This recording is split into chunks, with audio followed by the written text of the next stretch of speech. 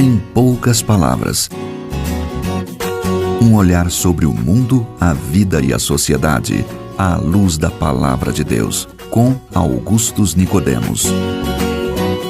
Olá, estamos começando mais uma edição do nosso programa Em Poucas Palavras, agradecendo a sua audiência. Quero agradecer a todos que estão acompanhando pela emissora, pela Rádio IPB, nossos ouvintes que nos acompanham lá na Rádio IPB e também os podcasts que são distribuídos tanto aqui em Goiânia como no Brasil inteiro e também fora do Brasil.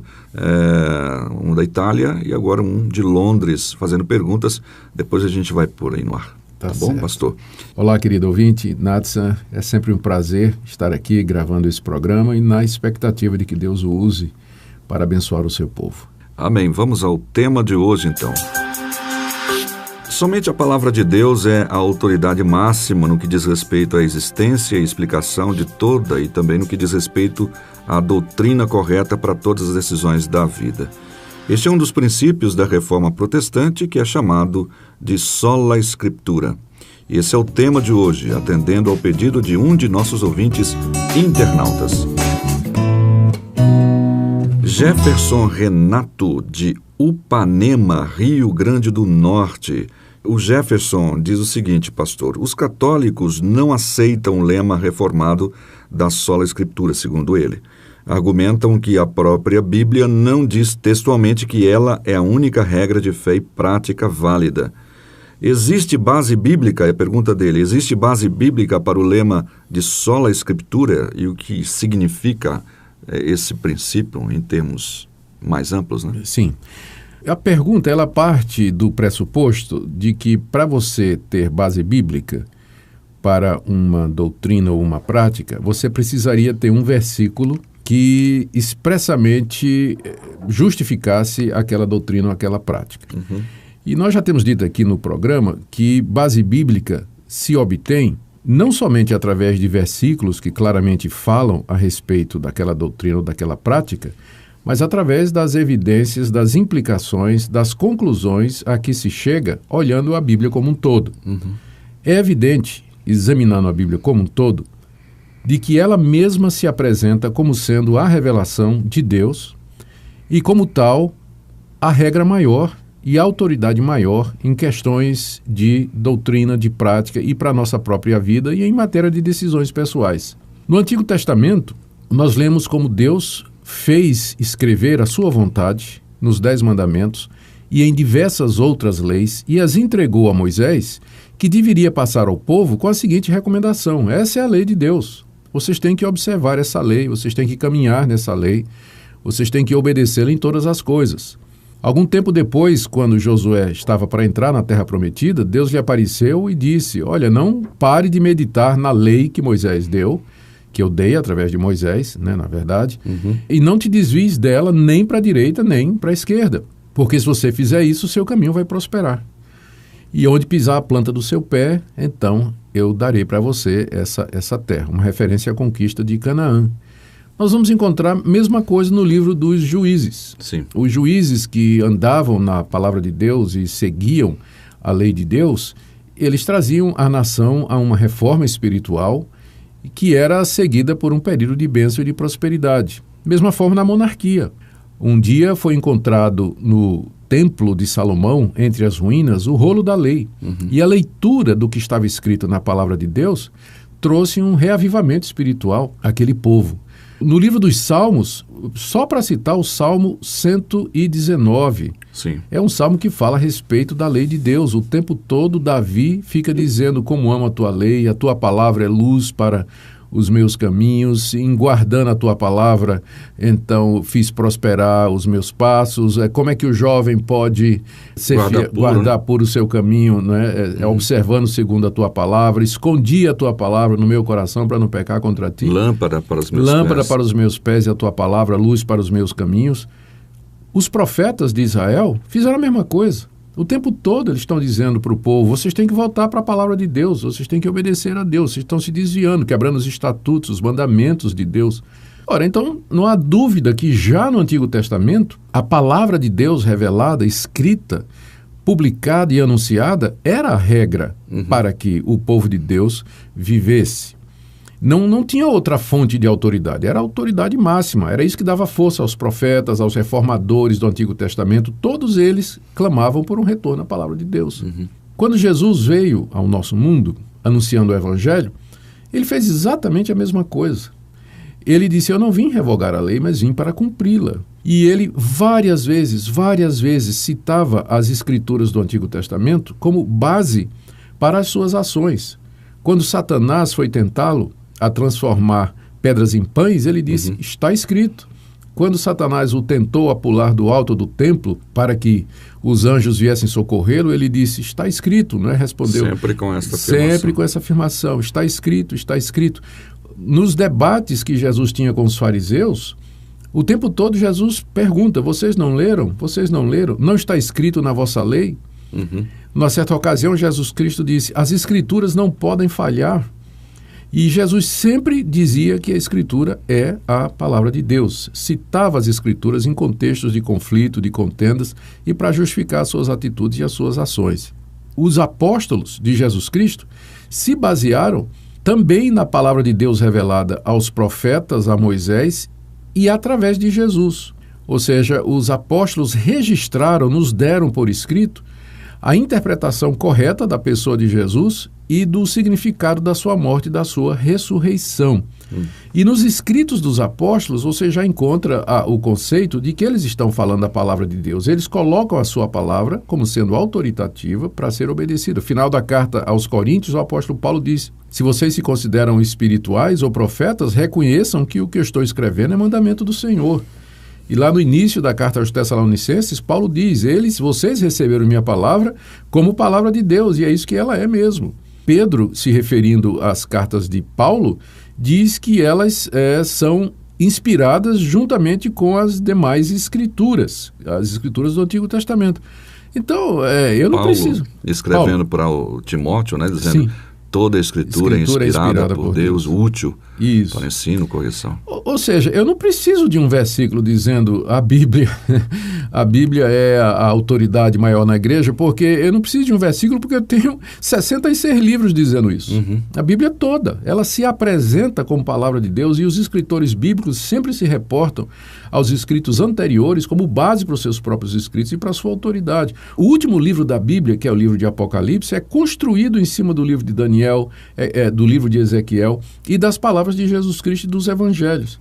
Então, a bronca que a Igreja Católica tem com essa doutrina de que a autoridade máxima na Igreja é a Bíblia, a bronca que eles têm é porque isso tira a autoridade do Papa, tira a autoridade dos concílios, do magistério católico, e esse foi o ponto da Reforma Protestante. O que aconteceu quando, durante a Idade Média, se deixou de observar que a Bíblia é a única regra de fé e prática? Então surge um Papa infalível, falando ex-cátedra, fazendo dogmas, trazendo dogmas, o magistério católico elaborando tradições, e o resultado é que a igreja foi inundada por tradições e práticas humanas e que não tem respaldo bíblico nenhum. Purgatório, veneração de Maria, veneração dos santos, mediação dos santos, o conceito de missa e tantos outros conceitos que são contrários à palavra de Deus. Na Reforma Protestante, extra-bíblia. Na Reforma Protestante, os reformadores insistiram na sola Escritura, somente a Escritura, exatamente por isso, para que não se abrisse a porta para a introdução de conceitos humanos, práticas humanas equivocadas na igreja. Então, respondendo à pergunta se há base bíblica para o sola Escritura, a resposta é evidente que há. A Bíblia toda, de Gênesis a Apocalipse, se apresenta como sendo a revelação de Deus para nós, palavra autoritativa, e que deve prevalecer. E que está acima do pronunciamento de concílios, do pronunciamento de teólogos, do pronunciamento de quaisquer igrejas, da imaginação humana, das descobertas da ciência. Para nós, a palavra de Deus é a palavra final, verdadeira e definitiva, pela qual nós devemos viver ou morrer. Uma vez que a gente abre mão deste princípio, uma pessoa, a igreja, abre mão desse princípio de sola Escritura, ela abre mão da própria existência dela, da base de sustentação dela, porque aí é subjetivo, não? Nem só de pão viverá o homem, mas de toda a palavra que procede da boca de Deus. A Bíblia é, de fato, a palavra que nos alimenta, é ela que traz os fundamentos e sobre ele é que nós construímos a nossa vida, a nossa família, nossa caminhada aqui nesse mundo. Com relação a uma outra questão, quando nós dizemos aí a Bíblia é a única regra de fé e prática, isso não está resumido especificamente para a igreja, mas é para a humanidade como um todo? Ou somente para a igreja? Isso é uma boa pergunta. Eu diria que todo homem está debaixo da lei, Natsan. Embora não conheça em detalhes, como nós conhecemos por causa da revelação escrita, mas de acordo com Romanos capítulo 1 e capítulo 2, a lei de Deus está exposta na natureza e gravada na consciência de cada pessoa, mesmo do pagão mais distante das civilizações e da cultura cristã. A lei tem domínio sobre o homem toda a sua vida. Agora, é claro, no dia do juízo, Deus julgará cada pessoa de acordo com o nível de conhecimento que essa pessoa tinha da lei de Deus. Ou seja, Deus não vai cobrar de um pagão que nunca ouviu o Evangelho a aceitação de Cristo, mas vai cobrar dele a consciência do certo e do errado, porque isso está gravado no coração de cada um. Exatamente. Por causa dessa imagem, ainda que obscurecida, de Deus. Isso. Tá bom, olha aí, Jefferson Renato, lá de Upanema, Rio Grande do Norte, e essa foi a resposta à sua pergunta, e também nós tivemos aí a oportunidade de nos aprofundar um pouco mais nesse tema tão importante que é a Palavra de Deus. A gente volta dentro de mais alguns instantes. São os seus ensinos, luz pro meu caminho, nela seguro estarei.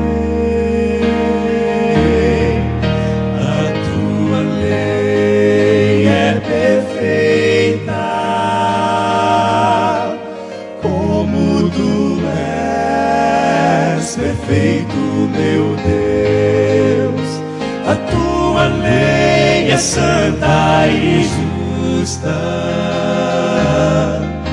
pois santo e justo tu és, é a mais bela expressão do teu coração, é teu próprio caráter, Senhor.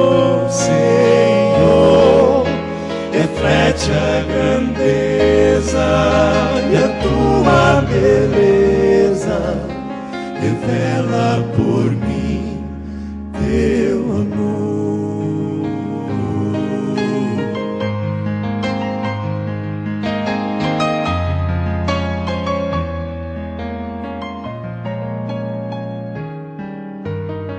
Oh, quanto amo a tua lei, nela vida e paz achei, Senhor.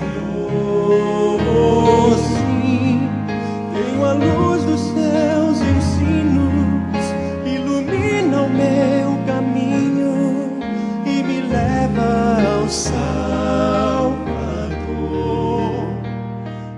Chegamos ao final desta edição do programa Em Poucas Palavras. Hoje respondendo a pergunta do Jefferson Renato, também agradecendo a audiência de José Machado de São Paulo e também dos nossos ouvintes aqui da cidade de Goiânia. Pastor Augustus. Muito obrigado pela sua audiência, querido ouvinte, e até o próximo programa. Antes de o senhor encerrar nesse momento, tem um tempinho, faz aquele convite lá para quarta-feira. Sim, nós queremos convidar os nossos amigos, irmãos de Goiânia, que não tem atividade nas suas igrejas. Nas quartas-feiras, às 20 horas, nós estamos ministrando, fazendo uma exposição da Bíblia na nossa igreja, lá na rua 68 com 71, no centro de Goiânia. Primeira igreja presbiteriana de Goiânia, entrada franca, começa às 8, termina às 9, tem um período de perguntas e respostas. Toda quarta-feira estou lá expondo a palavra de Deus. Ok, o convite está feito, até o próximo programa, se Deus quiser. Em poucas palavras, um olhar sobre o mundo, a vida e a sociedade, à luz da Palavra de Deus. Apresentação Natsan Matias. Comentário Augustus Nicodemos. Um programa da Primeira Igreja Presbiteriana de Goiânia, Rua 68, esquina com 71, Centro. Visite o nosso site www.pipg.org. Apoio Seminário Presbiteriano Brasil Central, Goiânia.